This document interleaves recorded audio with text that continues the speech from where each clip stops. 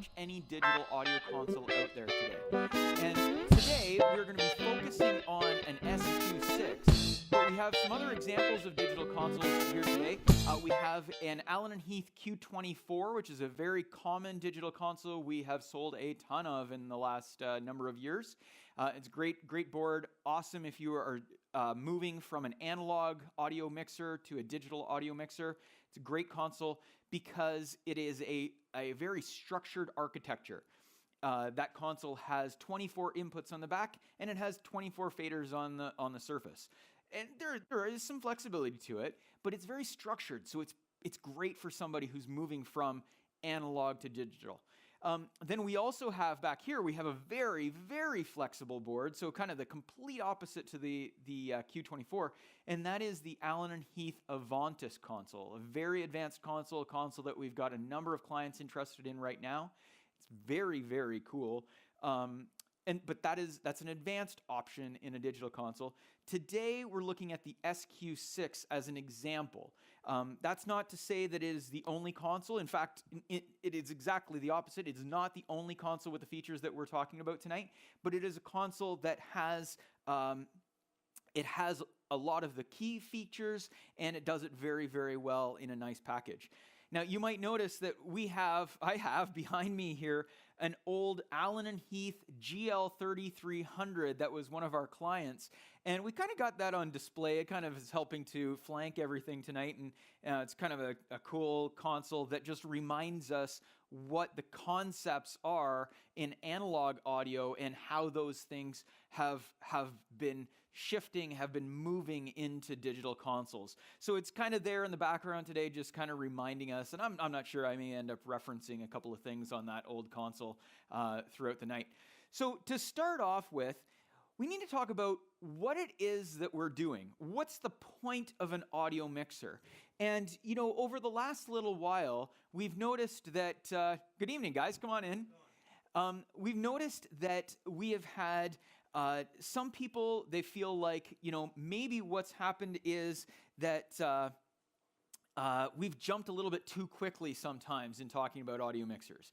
And sometimes what happens is that we are looking at an audio console and we just assume that people understand certain things about consoles. Sorry guys, we're jumping in the middle here because we already got started.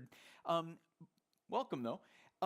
So what we're going to start just talking about channels first and what is the purpose of a digital audio console. So first thing first, exactly that. What is the purpose? And let's take a look at this. You know, the idea is that we've got all of these different sounds, all of these different instruments, all of these different microphones and things, and they're all coming into the mixer. And the theory is that we're going to take these sounds, we're going to mix them into something, and that is actually what's going to come out is something that people want to hear. That's the goal, right? Is we've got all of these different sounds, whether it's a band, whether it is something that we're mixing with different vocal mics, that kind of thing. We're trying to get all of those things into something that's going to sound like something that people want to hear at the end of the day. Okay? So that's the first side. A mixer is a mixer. It's a combiner of this information. Okay? So then what's the next thing? Well, another purpose of a digital audio console or of any mixer is a router of audio. Okay, does that make any sense? We're routing sound to different areas. So, for instance, we've got an input like this one here. We're showing a microphone, and that microphone might be routed to main speakers, might be routed to monitors, to recording device of some sort, to a nursery or cry room or something of that sort. Could go to a green room, a foyer. There's all kinds of different places that you're going to route audio, and you might have different reasons why you might be routing the audio to these different spots. Okay? So, two of the different main purposes of a digital audio console. The one being that we're trying to, just jump back to that for a second, one being that you're mixing the audio, the second one being that we are going to be distributing that audio. Remembering that we're trying to do both things at the same time. So let's talk a little bit about how that happens, and specifically we're going to talk about how that happens on this console and then how it might kind of flow out to other consoles. So talking first about inputs. You know, we kind of separate inputs into two different types of inputs in our world. We talk about balanced inputs, or often those are line inputs that are coming in like a microphone, might be coming from a DI box, that sort of thing. And then we take unbalanced inputs. So those are those two different kinds. But that doesn't necessarily matter a whole lot tonight, other than to say that we have inputs that are coming in with XLR cables, or they might be coming in with RCA or quarter-inch cables, that sort of thing. XLR cables usually if an input's coming from a long distance, RCA cables, quarter-inch cables if they're coming in on a much shorter distance. Those inputs, when they come into the mixer, they need to be assigned to a channel. On an older console like this one, if an input came into the back and it was plugged into number 6, then when it gets plugged into number 6, it's going to come up on channel number 6. Okay? In a digital console, we have the ability to kind of decide however we want to do that. We can really play around with that however we want. In fact, you get to decide where that input goes for the most part. you can say, well, that input, you know what? I'm plugging it into number 6, but it's actually going to come in at number 5, number 12, number 2, that sort of thing. It can come in different places. So channels on a digital console are different than an analog console because it's much more fluid. This idea that you can put things wherever you need it to be. Does that make any sense? Sort of, kind of? I'm getting a maybe sort of an answer. Okay, you know what? We're going to keep talking about it and see if this makes more sense. So an input comes in and we get to decide where that gets patched inside the console. Okay? So then, if we're talking about the mixing side, now I get to say, okay, well, I'm going to bring up that input, and then I also have some additional inputs, and this one is coming in up at this level, this one's coming up at this level, this one's coming up at this level. All of these different levels, they're all coming in, and they're different volumes. So I need to decide, well, how do I take each of those different volumes and get them to be equal? Well, that's the idea of being able to adjust the faders on the front here, but also the preamp. So if I grab a channel here, so let's say I select my channel here and I hit select, then I can go to the console and I can click on the preamp side, and maybe we can flip this up onto the screen. That would probably be good. There we go. So if I grab a channel, then I can click on preamp here, and I can see that, oops, when I do that, there we go, I have a gain knob right there. Okay? I'm going to slow down a little bit because I think I'm maybe moving a little bit too fast. So let's say I have a microphone input like this one. So I've got a mic input and I'm talking into that input. And you can see that. Can you see that on the screen there? It's coming up and down. Hopefully people can see that on the stream as well. As I'm talking into this mic, there's some volume coming in. Up and down, you can see it bouncing. I can click on that button. I've clicked on it too many times now. I can click on that button and I've got the preamp control right here. What the preamp control does is it means that if I turn it down, then I don't have a whole lot of input coming in. Maybe I can, if I bring it up a little bit, I can yell, ha, ha. You can see it's just coming in there. Okay, ha. If I want to bring it up louder, test 1, 2, 1, 2, you can see that my input's coming in there. Can you see that okay? All right. So that is my preamp gain, and I'm setting the level as the audio level comes into the console. Okay? So that's on channel number 1. So now I know as I bring this fader up, check 1, 2, 1, 2, 1, 2, and it's coming up on this speaker, that it's going to be coming up at this volume level. And I'm going to turn away a little bit because I don't want to get into any feedback. But as I bring that up, test 1, 2, 1, 2, 3, okay? When I bring that up to that level, it's going to come up at a certain amount of volume out of the speaker. Is this making sense? Great. I'm going to mute that before it starts feeding back. And then I'm going to say, okay, well, my next input, I'm going to bring that next input into my next channel on the console, and I happen to have another microphone over here somewhere. This is it right here. And I think this guy's plugged into channel number 2. Great. Okay, this is going to be the one I really have potential to feedback. This is an old AKG microphone. It's a condenser microphone. So the first thing I'm going to do is I'm going to say, okay, I'm going to select my channel 2 because I've got that coming in there. I have this one pre-patched so that I said earlier on I can patch these wherever I want. I have this one pre-patched input number 2 into channel number 2. And because I know that this is a condenser microphone, I need to turn on the phantom power to power that mic. This isn't a microphone discussion tonight, but take my word for it that if it's a condenser microphone, you have to have phantom power going to it. So first thing I do before I turn on phantom power is mute the microphone so that we don't have any big bang in the system, because that would be nasty. So now that I've got that on, I'm going to come over here, and you can see that the preamp section is now selected for channel 2. As I select different channels, I've got channel 2 there, and I hold down 48 volts, and it turns that microphone power on. Just to clarify, if I have that off and I start talking into this mic, check 1, 2, 1, 2, 1, 2, 1, 2. It doesn't matter how loud I turn that up. Doesn't matter how loud I turn up the preamp. It's not going to do me any good. So I'm going to go back and mute that, bring that fader down, hold down this to turn on the phantom power. That's now turned on. I'm going to bring that level down a little bit.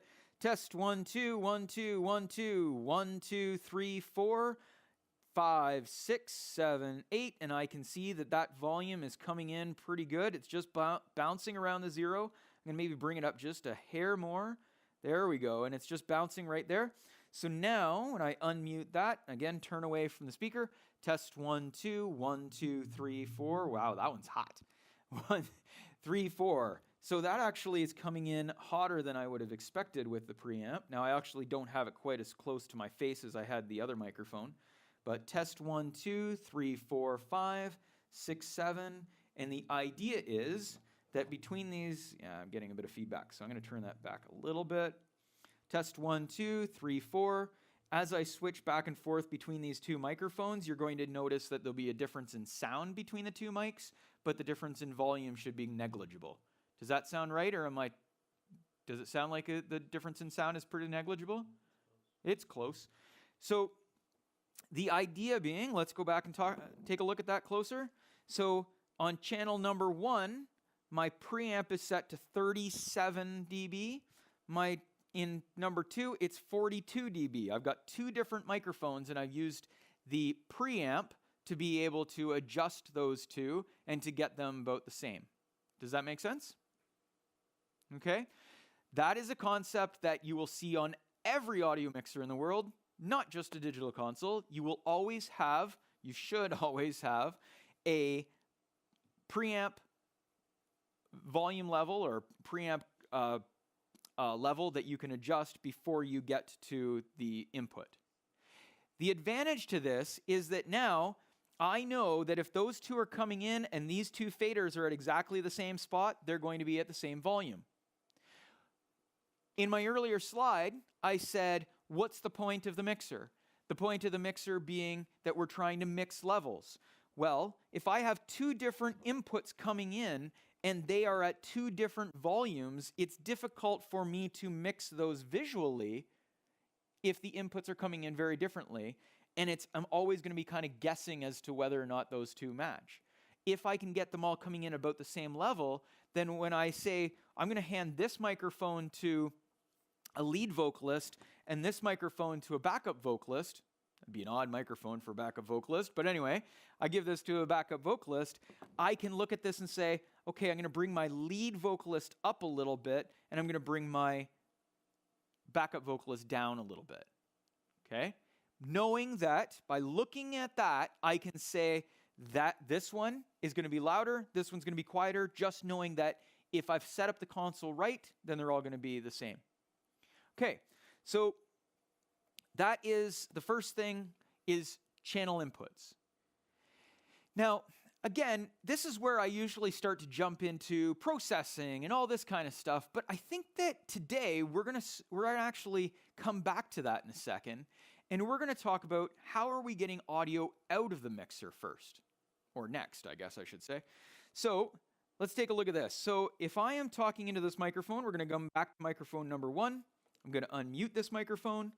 Test, check, 1, 2, 3. That microphone is sending audio out of this console, out of the main output, because I am currently on the mix output that is going to the main speakers. So the way this mixer works, and many mixers work this way, is that we are selected on the left-right output. Left, right, or main output, okay? Sometimes we even will actually put a sticker over there that it just says main so that it's a little bit easier for some people because often systems aren't left and right. When I select that output, the blue light, then this becomes my master fader for that main speaker, and this becomes the volume that's being sent to that output. So there are individual volumes for each of the individual channels, and then there is a main master output for all of those channels going out that main mix. It's a master volume control. Okay? Pretty simple, I think. So that is one output. Let's go back to my slide here. We can pull that up maybe on the display. Main speakers is just one type of output. There are lots of different kinds of outputs. What happens if I want to send something to, let's pick an easy one. We'll say to the, which one do I want to do first? Which one do we want to do first? Which of those outputs should we talk about first? Nursery. Let's talk about nursery. Nursery is a great one. Okay, so I'm going to mute that. Often with a nursery or a cry room, sometimes referred to as in some churches or some theaters that we work in, same thing, then if we're wanting to send out audio to a nursery, how is that sound being sent?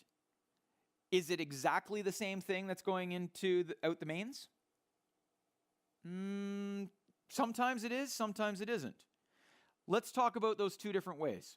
Let's say, first of all, it is the same output, but we want to be able to control the volume differently. Let's talk about that. So if it's the same output, then what we can do is we can say, let's send that out a matrix output. A matrix output is a mix of other outputs. Boy, oh boy, we picked the wrong one first, didn't we? Okay, so let's take a look at what that might mean. So I am going to go, let's see, we did this actually earlier on today about two different ways you could do this. So now I have to decide which one do I want to show you. I think what I'm going to do is I'm going to show you the way we were talking about earlier on today. So if I go to routing, then I can click right here. I got to go back and select channel 1. I can go to routing and I can go to, actually, sorry, that's the opposite way. Let's go, which way do I want to do this, guys? I'm going to do it this way. So if I go to a different layer, do I have to do it by layer? No, I don't have to do it by layer. I can do select here. I'm going to select my main output because what we're going to send out to the nursery is going to be a mix of the main output. I think we should switch back to the camera view there. Thank you very much. Okay, so I'm going to select my master output. So instead of selecting one of my channel outputs, I'm now selecting a master output. And I'm going to click on channel to all mixers or all matrix. And if I hold that down, then you can see that I have matrix mix master outputs here, and I can decide what volume is going out to those.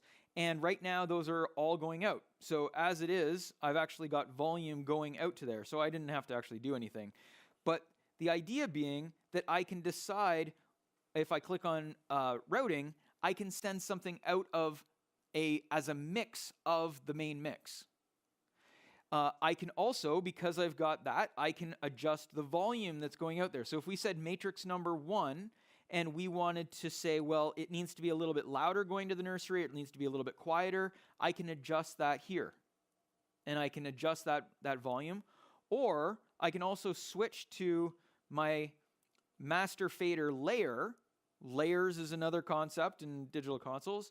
And I can go to my master fader layer and I can adjust that volume there. And so that is taking exactly the same mix as what's going to the mains, and it is sending it out a separate output with a separate volume control. Does that make sense? That's right. Everybody's listening to the same thing, but in that output, which in this case would be connected to a powered speaker or to an amplifier to a speaker in the nursery area, that would have the same programming, but it would be louder or quieter. So that can work out really well. Let's go back and we'll jump back to the slide for a second. So a nursery that's hearing exactly the same thing, that can work out well if we just use a matrix. And we may do the same thing in a green room or may do the same thing for recording, but what happens if there are other instruments or other things in that room that aren't getting picked up to go into the main speakers? So for instance, like if I'm mixing for the main room and I'm here and I'm mixing away in my different volumes and getting everything up to different levels, and I'm mixing that output, but the mix that I'm sending, I don't need to have the piano because the piano is plenty loud enough in the room, that acoustic piano. But we do want that acoustic piano to be going to the foyer or to the nursery and definitely to the recording or to the live stream. If we do want it going to those places, then sending out a matrix is probably not the right solution. Because again, the matrix is just a copy of that main output, in this case so far of what we've talked about. So then we're going to use another type of output bus, and that's called an auxiliary send. So auxiliary sends are actually quite simple, and there's two different flavors of auxiliary sends. The first auxiliary send we're going to try is we're going to go over here to mix number 1. So instead of clicking on, if you can see this, instead of clicking on the blue light for our main mix, I'm now clicking on mix number 1. When I do that, you saw all of my faders went down to 0 because it's reset. I haven't done anything yet for there. So when it comes back down to 0, I now have the ability to bring up a fader specifically to go out to that auxiliary. I am going to unmute that, and where's that speaker? I've got a monitor speaker down here that we're going to use. So I am coming out of the mains right now, and I'm going to also now, because now just to clarify, I'm coming out of the mains with this because we'll get all these out of the way so that it's nice and clean so you can see that. Just channel 1 is coming out of the main speaker. And I am on the main mix. As I bring that up and down, then that's adjusting that. Now if I go to mix number 1, it drops it down. This is my auxiliary send number 1, my mix number 1. As I bring this up, then we're going to start to hear that sound is coming out of this speaker.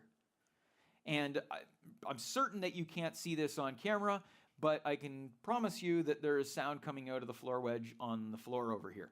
Okay, I don't know whether or not we can show that. Yeah, there we go. That floor wedge on the floor right there. Oh, look at that. I can use my foot. Okay, so we've got sound coming out of both of these, and I can adjust the volume going to each one of these separately. We're really loud for not going out into feedback, which is great. So I can adjust that sound up and down going to that speaker. So what that means is that now, I'm going to mute that because it's loud. What that means is that if I am working on something, again, sending audio to this nursery where that piano isn't up in there, or maybe the drums aren't loud enough, because you know the parents in the cry room in the nursery do want the drums nice and loud, don't they? Oh. Maybe in the recording, maybe in the foyer, that sort of thing. If you can't hear those instruments that aren't being brought up in the main mix because you don't need to, because those instruments in and of themselves are an acoustic device, they're an acoustic instrument that's going to be filling the room without mics or without enough volume to be heard in a proper mix. Well, because of that, then we've got this ability to make some adjustments individually. Okay? Does that make sense? So let's talk about that a little bit more for a second. So far, that's actually a concept that's very, very similar on an analog board. This idea of auxiliary sends is common on every single digital console out there as well. So again, one of the fundamentals. You could call it a fundamental of a digital audio console, or you could call it just a fundamental of mixers in general. Let's talk about this a little bit further, though. How am I going to get a good mix? How am I going to know what that mix that's being sent to the recording or sent to the stream or sent to the nursery, how do I know what that's going to sound like? Well, every audio console and every digital audio console has the ability to use what is referred to in the digital audio world as a PAFL button. We used to have PFL buttons and AFL buttons, and now we have PAFL buttons because they can be either. Okay, and what that does is when I hit this button over here, oh, I am in a window that's not helpful. There we go. If I hit this button over here, as I'm talking into this microphone, test 1, 2, When I hit PAFL, then what I'm doing is I am sending, it's harder to see here, but I am sending that audio directly to the VU meters, and I'm also sending that audio to the headphones. And so I can go through and I can select individual channels if I would like and just hear just that individual channel as I'm going through, or I can hit the mains PAFL and then I can hear what that full mix is going to sound like. So if I put on a pair of headphones, and this console has a headphone jack right here, what I can do with that is I can go through and I can hit the PFL button and I can listen to what that mix is sounding like as it's going out into another space, whether that is for a live stream, for recording, to the nursery, to the foyer, to the green room, whatever it's going to. Okay? So again, pretty common feature in digital consoles as well as a pretty common feature in analog consoles. I said earlier on that this console back here, the Avantis console, is a super flexible, super cool digital audio console. One of the things that makes that console really interesting is that it actually has 2 PAFL buses. So what that means is that 2 different people can be listening to 2 different things at the same time on the same console. That having applications if you have one person at a front of house position and another person at a monitor position or a recording position, and they want to hear things differently. It actually does some really, really interesting things for that, including, let's say, for instance, I've clicked on this channel here. This is channel number 1. And this is just a preloaded file in here. This one says it was loaded as kick input. I can click on listen. Oh, let's go back to processing. I can click on listen, and you can see how all of those places have lit up in orange. That means that I can click on any of those spots that have lit up in orange, and I can listen from that spot within the signal chain. It's a very, very sophisticated PAFL system. Very cool. One of the interesting things of, of that board. Okay, so coming back to this, so far we've talked about a post-fade auxiliary send, or as Alan and Heath refers to it as, a post-fade mix. And so again, sorry, we didn't actually show this. Let's bounce back to this for a second. So again, I have sound coming out of the mains, and I've got sound coming out of the monitors. I can adjust this volume here, and this is cutting in and out or adjusting the volume on what's coming out of the floor wedge. But if I go back to my mains, if I bring this one down, then they both go down. They both go down because the send that's going to the auxiliary send, to the auxiliary speakers, is now a post fade. It is happening post, after whatever the fade is that's going to the main mix. Okay? I hope that makes sense. So we have our main mix, and then we have our monitor mix. And the monitor mix in a post-fade auxiliary send configuration, the monitor mix is following, it's going to adjust after the fader adjusts, if that makes any sense. Okay? All right. So, is that the only way to do it? No, there's 2 different styles of auxiliary sends. So let's talk about how we can switch that or how we can change that. So I'm going to mute that again for a second. And I'm going to go back to my mix here. And I am going to say, well, actually, let's talk about it for a second. So there are reasons why I might not want to have that monitor follow what's happening in the mains.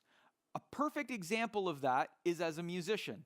If you're a musician and you're standing on stage and your monitor is going up and down as somebody is adjusting the main mix, that could become very annoying, very frustrating, and could make you kind of wonder, why are they turning me down? Why are they turning me up?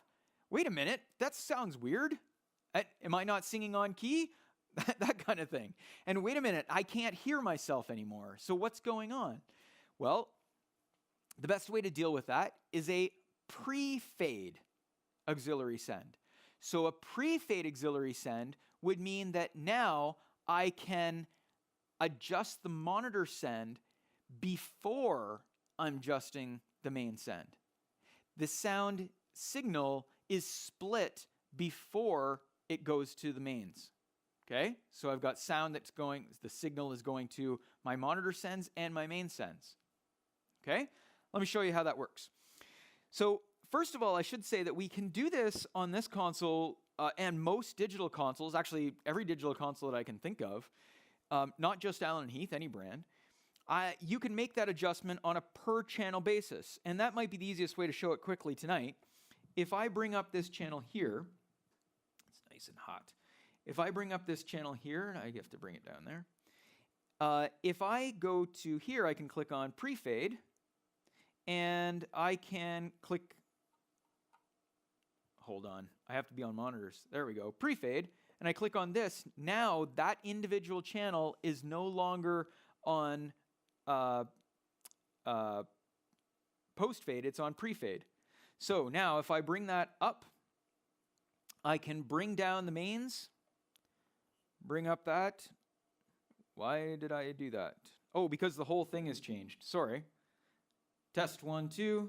There we go. How did that work earlier on? Why was that split earlier on? Maybe I did that backwards. So if I am bringing, you know what? I was messing around with it backwards. So, well, there you go. It's going to be one of those nights. So if I have that like that, then I'm bringing that. Why was it working earlier on? Anybody? Am I crazy, or was it doing that the right way before? Okay. So as we're bringing this up and down, this fader is adjusting in, this is bringing up and down the fader because it's in pre-fade, exactly the opposite to what I said. And now I can bring up the mains separate to there. Does that make sense? So what's happening is right now I can adjust the mains here. So I'm adjusting it just going into the mains, or I'm just adjusting it just going into the monitors. Okay? And I think I was getting myself mixed up before when I was playing with the master. So that's the opposite? So If I go post fader, then if I drop the fader down, there's nothing coming out. If I go pre-fader, if I have the fader all the way to the bottom, it's still going out to those monitors. okay, so I think that Clayton, I think that I made a mistake here. So let's try this again just to make sure that that we've got this all right. Okay, so if I am on the mains right now and I bring up this main fader, okay, and when I bring that up, I need to find my auxiliary master routing. Okay, so right now that auxiliary set is sent to post EQ, and it is set to pre-fade for everything. Okay, so as I'm talking and we are on the master, okay, so the master is coming out of there, that's all normal. So we're talking about our monitors. So I'm going to bring that down, okay, so now I'm going to my aux mix. As I bring up my aux mix over here, test 1, 2, so that's coming up, main fader's down, aux is up. So that is pre-fade, right? Does that make sense? So the aux is set to pre-fade. The sound is going to there. Doesn't matter what the main mix is set to. Okay? Right? Okay, so we're in agreement? Okay, cool. So now, if I switch it, and I go back to here, so I'm going to go to my mix, I'm going to change this, and I'm going to mute this before I do that. I'm going to change it so that it's all post. Okay, so now when I bring that back up, this fader is up. We're set to mix number 1. This fader is up. My main fader here is down. As I bring this up, now it's coming out of both speakers. Okay, so sorry about that. I royally messed that up this evening.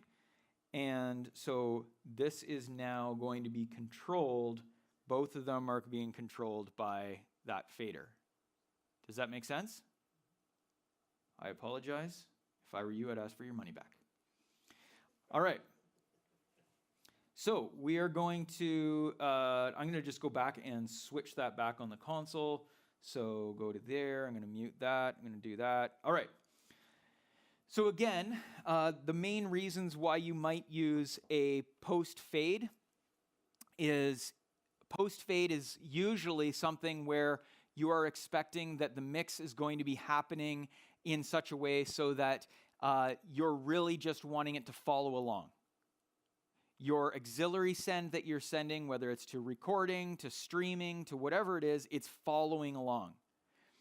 In a situation where you have it pre-fade, it's something where you need to have a completely different mix with complete control over what's happening there. Okay? Now, so the question that we're getting a lot right now is, when should I use pre or post for streaming? When should I have, for streaming or for recording, should I be using pre or should I be using post? And some people say, well, if I use post, it's easy because then I can just adjust things in my church or in my theater or in my school without having to have somebody else paying attention to it. And if I need to mute a mic, then I mute the mic and it's muted in the auxiliary send, which means it's muted for the recording and the stream as well. And then other people are saying, no, that's not good because my mix needs to be completely different for what's going out to the stream. I need to have a mix that's totally different. Well, the good news is that in the digital world, we can deal with this a couple of different ways. One way is that you can flip back and forth and you can use headphones like we've already said, and you can flip back and forth and mix that. Another way of doing it is that on a console like this, and this again is one of these fundamentals of most digital audio consoles when you're getting up to a certain level, is that you can connect two consoles together.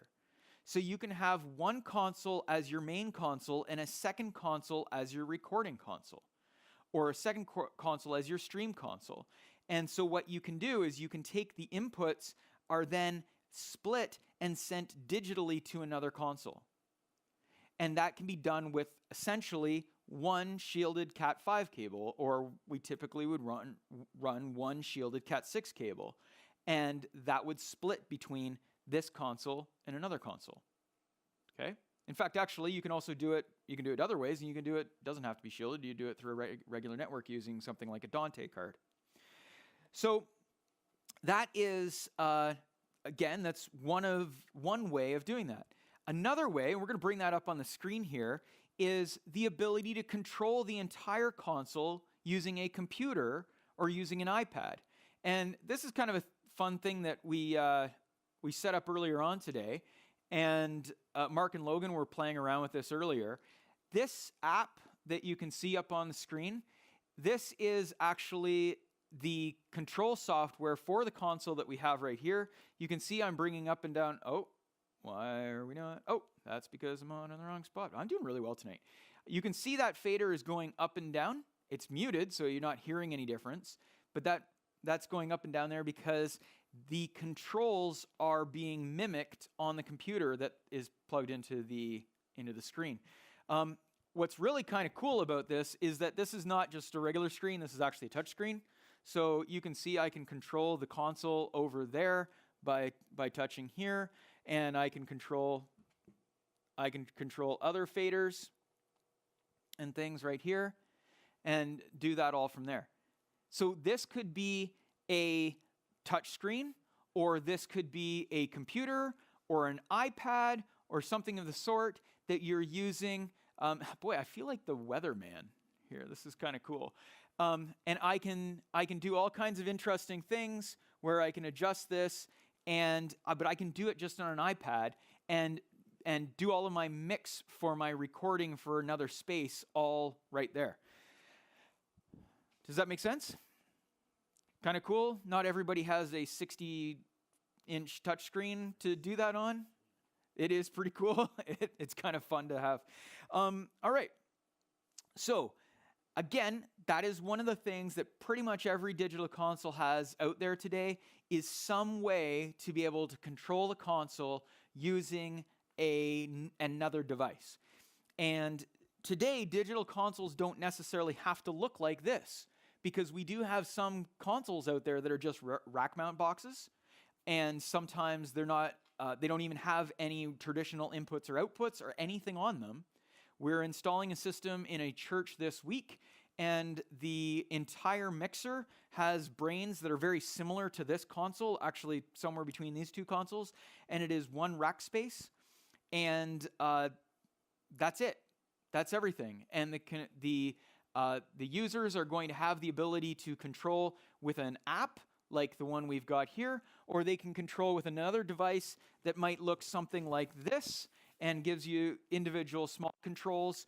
There's a few different ways that we can do that.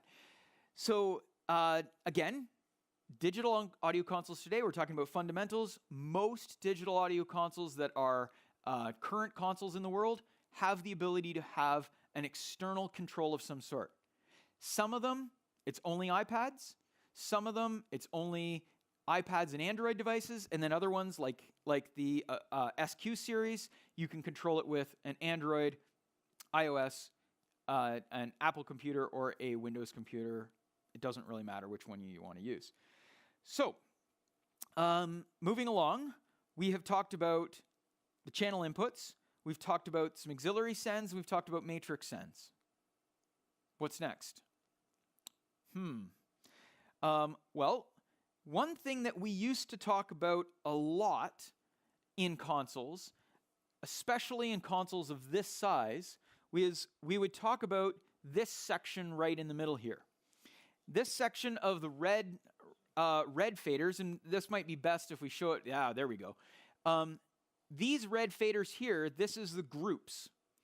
And groups on a console like this gave you the ability to set up your mix for something and then be able to assign that to a group.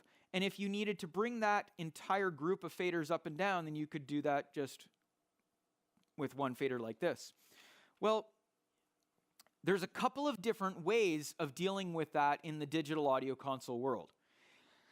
We can do a traditional group, but a group is essentially taking each of those volumes and moving them up and down together. And it's not, as much as we can do it, we just don't do it as often.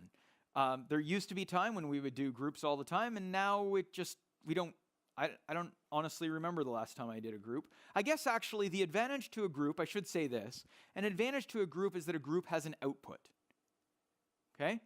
So I guess actually we do need to talk about that because that is an output. So that's the idea that I can take a group of channels and output them all together. Again, more of a traditional analog console concept where I wanted to take a bunch of channels and feed them out to an external compressor or to an external effects unit. Today we don't need to do that because it's all built into the console. So in a lot of consoles today, we don't end up using those group outs unless you're doing something pretty specific because it's all together. Instead, what we use is what's referred to as a DCA. In analog world, we used to have these things called VCAs, which were voltage-controlled amplifiers. Now we have DCAs, which are digital-controlled amplifiers, and they're not necessarily amplifiers as much as they're controllers. So they're the ability to control multiple channels all at the same time. So let's take a look at that. If I go through my different layers, again, layers being a concept that is found on most digital consoles, and as I move through the layers, the console is going to show me different things here. If I go to here and I go to my DCAs, then I can see I've got a bunch of DCA information, which is actually a lot of nothing right now. And I can select which inputs are going to be part of a DCA. So in this case, I'm on DCA 1. I don't know, Logan, are we able to get a little bit closer there? Yeah, there we go. So on DCA number 1, I can now decide which channels are going to be assigned to DCA 1. And I can go through and click and just tell it those channels are going to be controlled by DCA 1. And again, remembering that on digital consoles, they're essentially computers, I can click in here and I can say, this is my DCA, I'm just going to call it 1. And I'm going to change the color of that to purple, just because you have to be careful changing colors because there are some standard color schemes, so things can get a little bit weird when you do that sometimes. But now when I go out here, I can take a look at that, and any of those channels, 1, 3, 4, and 11, are all going to be part of that control. So 1, 3, 4, and 11, all of those are going to be controlled by my DCA. So as I bring up this DCA, then it's controlling the volume output. Now, that's interesting. I can't see all of that at the same time. So let's see if I can bring this all together in one layer. So again, talking about some of the concepts and different ideas, I want to take 1, 3, 4, and 11, I think I said. And I'm going to bring them all down to this same layer. So I'm going to go to Setup and Surface, and I'm going to go to layer D, which I'm already on. I'm going to take 1, 3, 4, and 11. Are those the 4 I said? Okay. And those inputs are now showing up right there, side by side with everything else. So now I can see each of these. So now as I'm bringing this up and down, that volume is going to be a master for these channels. But that master doesn't adjust these because it's not a master that's adjusting what these are at. I still need to be able to adjust that level, and then this becomes the level that's then being sent out the mains. Does that make sense? So these ones, I want to be able to still make adjustment, but if I want to be able to adjust this a little bit higher, a little bit lower together, then I can do that. And I just silly named that number 1, but I could call that drums. And I could set my mix for my drums, and then I can adjust the volume up and down right there. So, a couple of concepts on digital audio consoles. One is DCAs, the ability to create a volume control for a set of channels. Another one is the ability to rearrange the console however I want. There are some consoles that don't give you quite the amount of flexibility as that. So for instance, the Q24 will allow you to do some of that on the custom layer, which is actually a really, really handy feature of that console, but not quite to the same level of this console where you have 6 different layers, and each of those layers can be completely whatever you want them to be. Okay? And you can see how quickly I could do that. So, that's another one of the concepts. How that's different than a subgroup? All right, let's attach it to a subgroup then. So let's go to, if I want to make a group, okay? So this is channel 1 group, or sorry, group number 1. Having a hard time talking tonight. And I'm gonna click on here, and I need to go to routing and my group, and what am I looking for, guys? I want that, and I want to go there. Nope.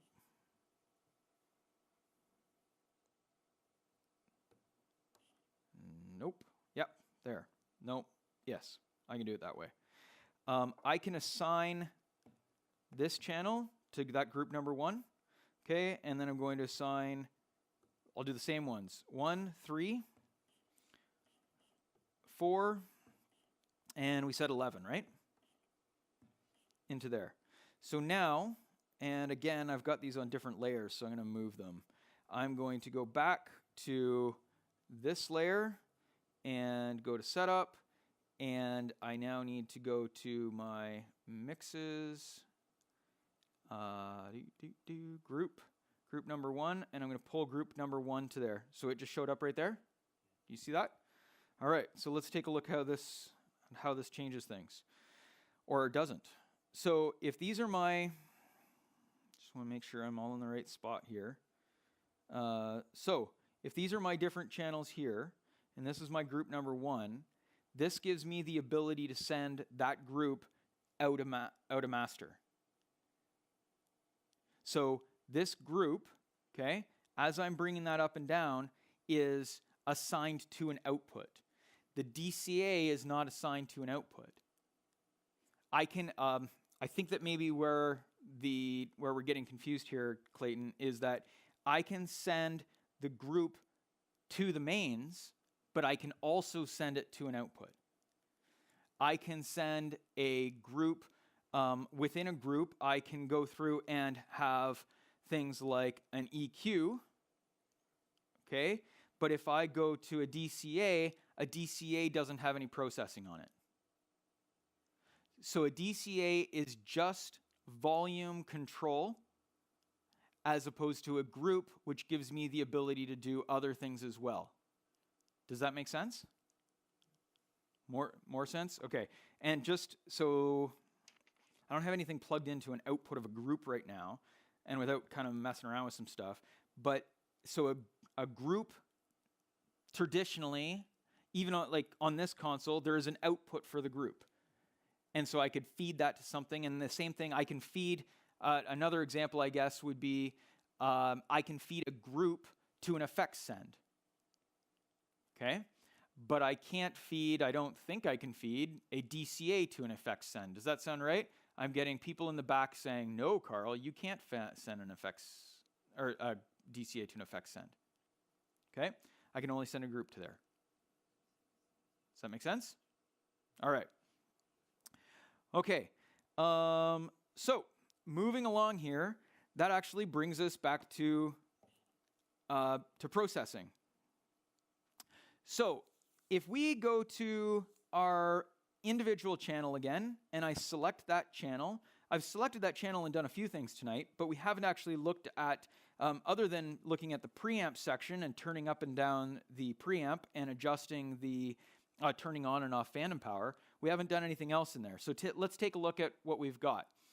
And I think actually what we should do for this is, can we pull up the Windows display?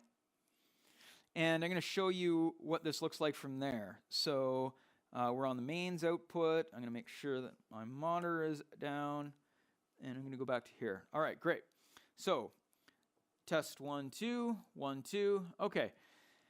So on here, and just so that we're all on the same page, as I bring that up and down, then that's fader number 1. If I select different channels on here, it doesn't change the selection on that screen because it's the ability for somebody to be able to mix separately, right? So me changing channels here doesn't make any difference, but that one's selected on number 1, so this is going to work out just fine.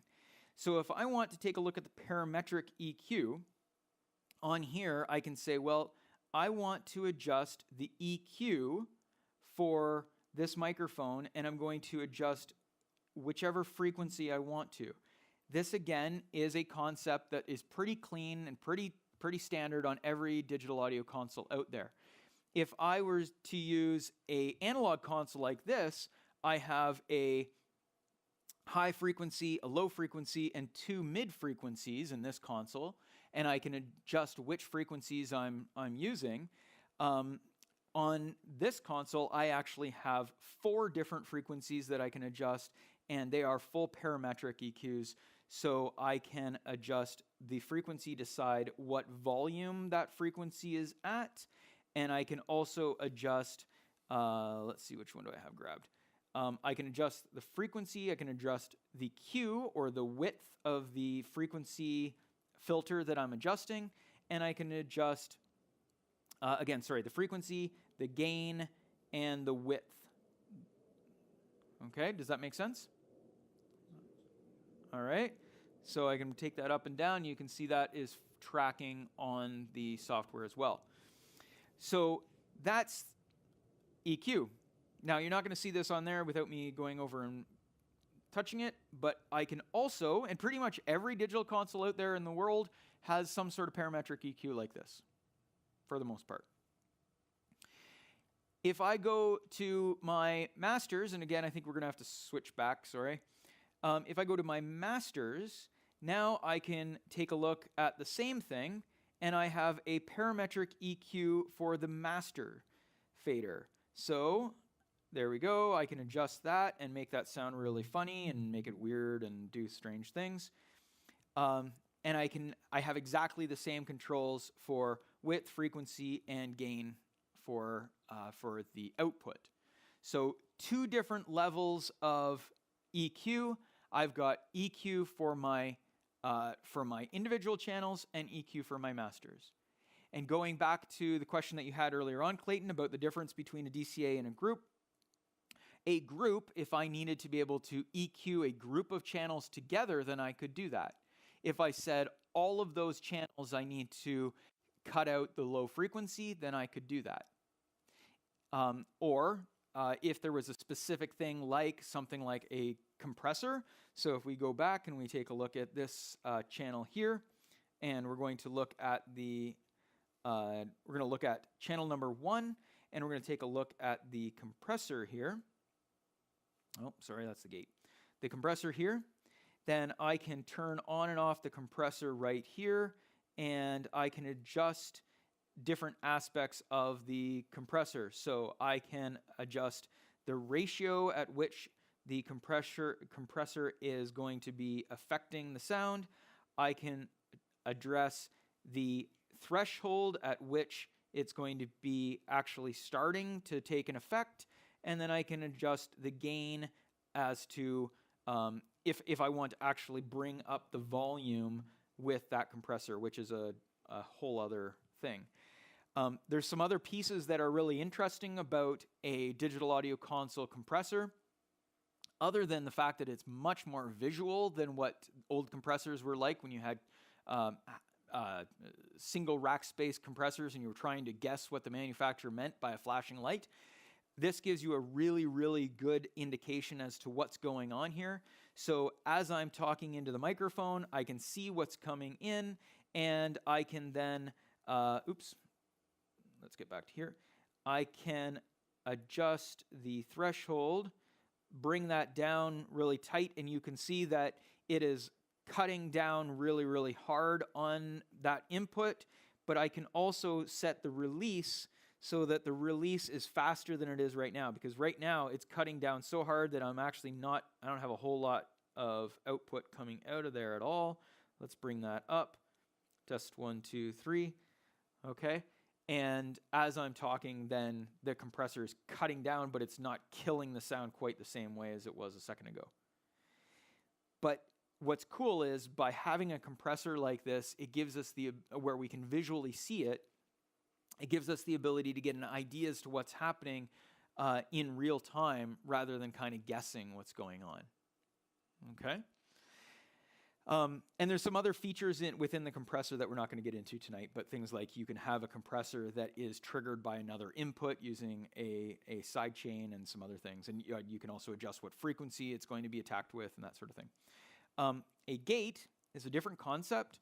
So where a compressor is stopping how much dynamic range you have within an output, a gate is actually not allowing the output to take place until you hit a certain amount of output.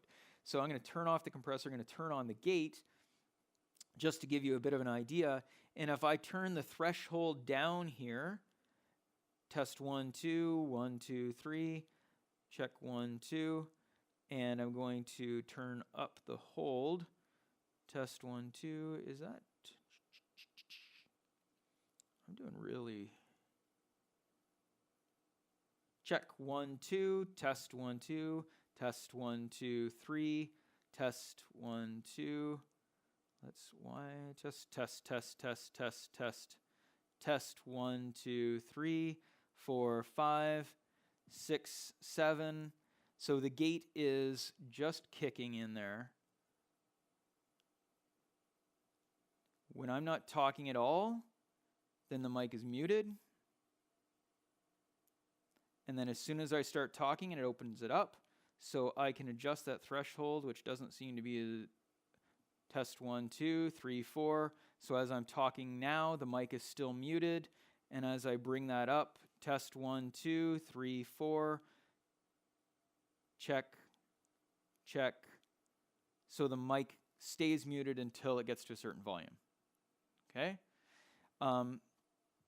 Gates are handy for different types of things if you've got inputs that you're not wanting to have sound coming out of until it's really intentional. So drums, or sometimes, drums is kind of probably the most common thing.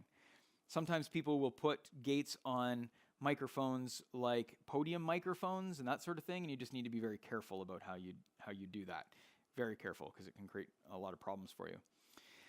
I found it helpful for muting hum on a bass guitar, not being. Yes. So muting hums on bass guitar or different guitar, anything that's got noise in there that we're not really wanting, as long as we're adjusting the attack and the release in such a way so that it feels natural, that it's coming in and out, then it can be quite handy. So those are some of the different processing pieces that go with an individual channel. One of the most important and one of the most powerful pieces of a digital console is the ability to save anything that you're doing. Remembering that this is a computer, we can save all kinds of things. So for starters, I can go to my channel number 1 here, and I can say, well, I want to take the information that I've got and I want to save that into the library. So if I click on my library button, on this console it's a dedicated button for library. On the Q, it is the function button down at the left-hand side. And in there, then I can go ahead and I can save my own user library settings. And this gives me the ability to go in and say, okay, well, this is a setting for Carl, and I'm going to say Carl, type that in there, save that. And now that is saving, I'm in gate right now, so it's saving my gate settings, but I can also go back and just out of that processing, and I can do the entire channel. So if I'm selected on just the EQ, and I go to library and save it, then that's a parametric EQ library. If I want to jump out of there and just look at the entire channel, as long as I've got it selected, then that will save the entire channel. So that's the EQ, the compressor, the gate, and everything that's associated with that. And then when I want to recall it, then I get to recall what I want. So for instance, I can recall that channel without recalling the preamp setting, which can be, it can be important to not recall that because every situation might be a little bit different when you recall it. So library would be like, let's say you were just saving one small piece of your entire event or entire mix or entire show. All it is either one channel and the entire settings of that channel, or it is just the EQ, just the compressor, just the gate of that individual channel. So that's really handy if, let's say, that person, that vocalist or that guitar player, you want to recall them. They only are playing once a month, once every 6 months, something like that. You save their setting and then you can recall them when you need to. But that's just one channel. So then the next step after that is to be able to go to scenes. And the term scene is used pretty universally a number of different audio consoles. And the idea of a scene is that I can take a snapshot of the console in its current state. This is actually one of the big differentiating factors between a simpler audio console, a simpler digital audio console, and some of the most sophisticated consoles. So a console that might be worth $4,000 or $5,000 versus a console that's worth $150,000. One of the big differences is what kind of scenes you can use and how can you use those scenes. So in this case here, I can go ahead and I can save a scene. I can go ahead and let's say number 2 here, and when I say store, now it's just taking a complete snapshot of the entire console the way it sits right this moment, and saves that as the console saves that as a scene. And this is really handy because some of our church clients or some of our theater clients use scenes in such a way where they say, okay, I'm going to take a snapshot of that song or that part of the church service or that scene in the play, and I'm going to take that and that's going to become a scene. And I've got that snapshot, and then for the next song or next part of the service or next service in general, then I can recall that entire different mix. Our church clients will often take the console and set it up in such a way where they set a mix for a specific worship team or a band, and they'll say, this is Sue's worship team. And Sue's worship team, the way they work, this is the best layout for them. And so we save that scene and we recall that scene for Sue's worship team. Well, Sue's worship team, I might mix Sue's worship team differently than Logan mixes Sue's worship team. So now we have two scenes for Sue. Carl's scene and Logan's scene. That's fine. We have 300 scenes, I believe, in this console or something of the sort. So we can go ahead and pick and choose which one we want to use. The trick, though, is that we want to make sure that when we're recalling these scenes, that we're careful about what we're recalling. So if we go into here, we can see the scene manager, and the scene manager is essentially just all of the entire list of scenes. I can show you there are tons, okay? But the other thing that I've got is the global filters. So global filters is the idea of when I am saving or recalling a scene, what am I going to be recalling? So should I be recalling the preamp settings? Should I be recalling all of the processor settings? Should I be recalling all of the mute settings or the fader settings? How deep do I want to go? And again, this is a fundamental concept in digital audio consoles, but some consoles will go further than others. Some consoles, it'll be very, very simplistic in what you're allowed to filter, and some you'll have a lot more options in how you deal with that. In this case, we have input filters, mix filters, and other filters. So we actually have a lot of different options on when we're recalling that scene, what is it going to actually recall. I also have another section, and that is called my safes section. In the safes, if I say that something is safe, I click on it, that it's safe. When I recall a scene, that channel will not change. It will stick with whatever it is currently doing. So it will not change any of the settings for that individual channel. And so this is super important if I am, say, doing something in a show, like in, say, a theater application, where I'm muting and unmuting microphones, but I've had to make a change, and I don't want that scene to recall something that I've made a change intentionally about, then that safe will hold things. Again, a very important concept of a digital audio console. A lot of our theater clients will use safes regularly and use filters. A lot of our church clients won't. Or if they do, they use very simplistic versions of that. For instance, they won't allow patches to be able to be changed, but they'll allow everything else to be changed. You want to be very careful how you do things. A good example of that is, let's say in a church application, you have 4 different people who are mixing week by week by week. And you need to make some changes that are global for the entire system, such as, say, something to do with patch or something of that sort. But you're always going to say the guitar is going to be on channel number 5, and everybody knows that, and that's the way it is on everybody's scenes.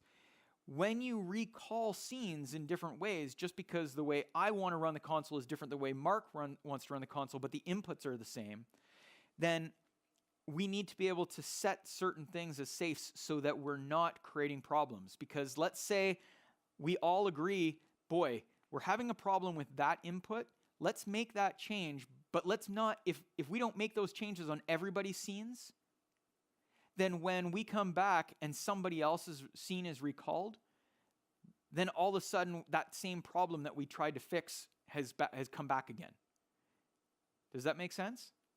It just keeps coming back unless we make sure that the scenes are all changed. And sometimes the best way to do that is to not go through and change every scene, but to make a global filter and say, those scenes will never make these changes. Okay? Scenes are also super important if you're in a situation where, say, in a community theater or in a community event space or in a church where the space is being used over and over again by different user groups.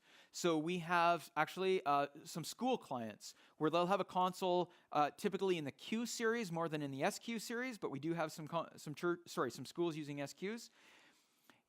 They may have an outside user group that wants to be able to use the Q. They use the Q, but we don't want them to mess up everything for the shows at the school.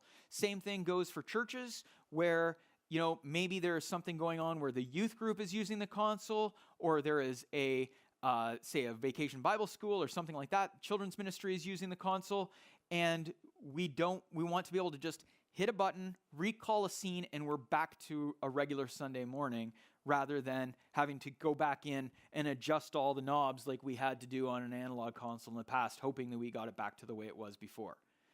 So being able to recall a scene is a big deal. So we've talked about libraries being individual channels. We've talked about scenes being snapshots of the entire console. We've talked about filters and safes being the ability to filter out what's being recalled in the scenes, or having safes that do not recall specific parts of the scenes. There's another thing that we haven't talked about yet, and that is, and where do I find it on this console now that I'm saying this? I am looking for shows. Oh, you know why? Because I know where it is. Oh, no, I don't know where it is. Hey guys, where am I looking for here? Mark, where am I finding my shows?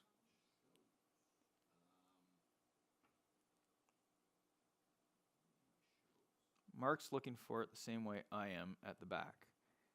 So the ability to save the entire thing rather than just the show file. There we go. Okay, so if I go to utility, then if I stick a USB stick into the console, then I can go to data and I can save the entire show onto a disk. Sorry, onto a disk. Boy, oh boy, I'm aging myself. I can save the entire thing onto a USB.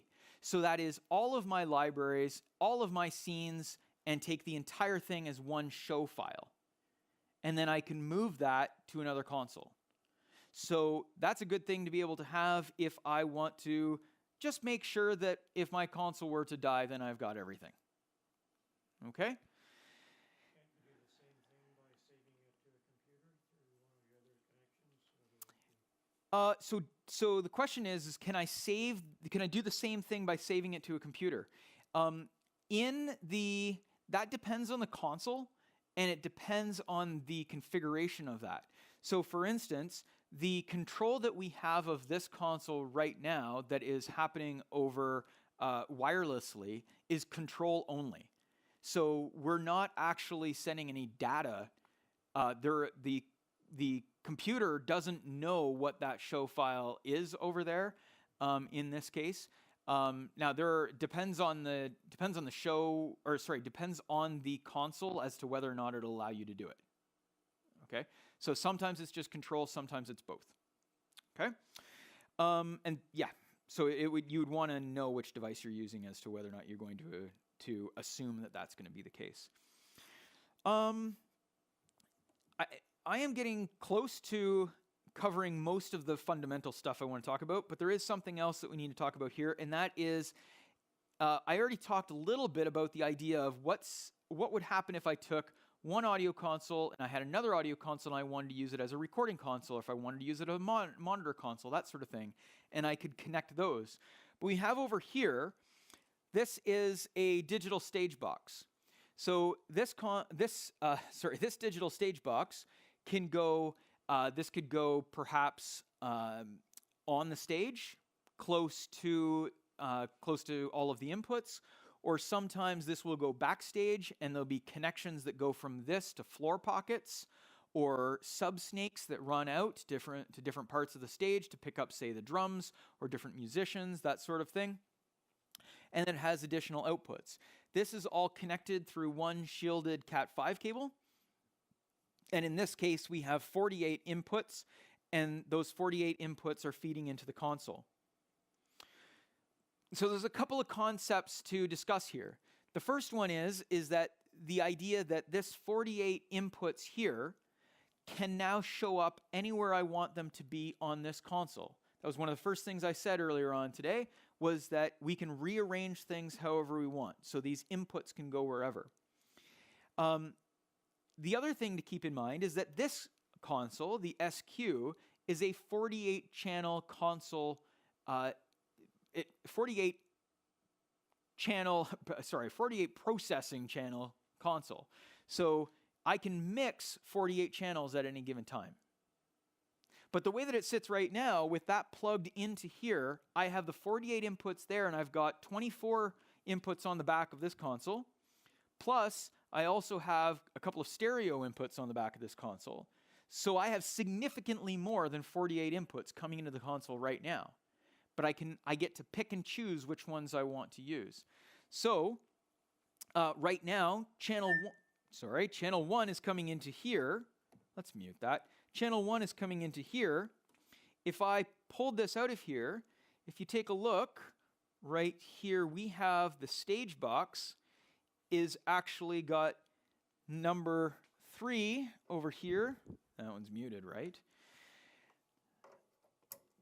That input right there is now coming into channel 3. So test 1, 2, 1, 2, 3, right there. Okay? Awfully simple. And mute that and bring it back. So just to show you again, I have my local inputs, input 1, 2, 3. 3 is disconnected there because it's coming in on the S-Link connector that's coming from the digital snake. Okay, so I can pick and choose of my 48 inputs on the console. And if I scroll up here, you'll see that I will stop at 39, 40, and then I've got stereo inputs. Oops. I've got stereo inputs, and I've got the USB inputs. And there's ways for me to maximize that so that I can get more, or I can assign to those. So those are my 48 inputs that I can mix on the console. I also have my USB inputs, and I can take those and assign those to wherever I want them to be. And then on top of that, I have an I/O port, and the I/O port is talking about a console slot that I have in the back of the console here, which I can then put in an expansion card into. So the console that we have at the back is an SQ5, a smaller version of this console, and that with that I/O card, we are sending Dante, which is a digital audio process, and we're sending audio, from that console to the streaming, the streaming feed for tonight. Okay. So digital I/O is common on, again, pretty much every digital console out there. Whether you're talking about a less expensive line like the Q line, the SQ, Avantis, and up from there. And even in some of the much smaller digital consoles out there, they have some sort of additional digital I/O. That digital I/O might be simple, like USB, and the ability to go USB from a computer into the console, or vice versa. But there's usually some other way of dealing with patch. We were looking at a really simple Mackie mixer today, and just noticing that there are a lot of interesting things that you can do with that at a really inexpensive price point, at a $1,300 sort of a digital console range. So that is that's the patch side of things. We haven't talked about effects. We haven't talked about things like some of the soft controls. So, and those are additional features that we can talk about maybe another time. The soft controls, I can tell you on this console, the SQ6 and SQ7, and then some of the other consoles, it gives you some really interesting features. So for instance, on this control right here, I can set this control to be pretty much anything I want on the console. I can have this be a channel master. I can have this be an auxiliary master. It can be an effects master. Could be the main master if I want it to be. So I can set that so it doesn't matter what layer I am on here, that I've always got that volume control here. It's pretty neat. I can set my soft keys. In this case, this soft key is set right now to be a mute group. That's, again, a very common concept that's on pretty much all digital consoles, is the ability to set a mute group and be able to use that to mute groups of channels all at the same time. Okay? I can also do things like set a tap delay. I can do all kinds of things like that. So we've talked about a lot of different things that are the fundamentals that you'll find on lots of different digital consoles. Is there anything that you guys want to see that's that we haven't talked about tonight? No? Yes? Okay. All right. Well, if there's anybody online who's got any other questions or anything like that, then please let us know. Thank you for joining us. We've got we've got these consoles in our rental and demo inventory. If you would like to take a look at them, find out a little bit more, if you'd like to get your hands on them, come in and take a look at them, or we also will come out and do demos for people in your space and show you how that works. We've really just kind of scratched the surface tonight about things.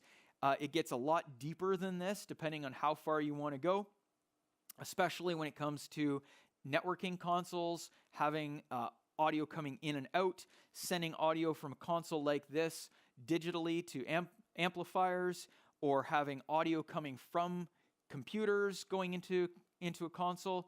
There's a lot of different things we can do.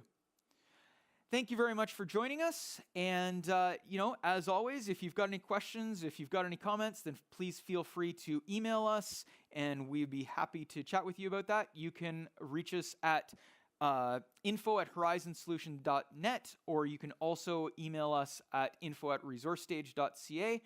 And we do have another seminar coming up in March. We're just nailing down some of the details for that seminar, and we will be in touch, so you will be hearing from us. Thank you very much, and have a good evening.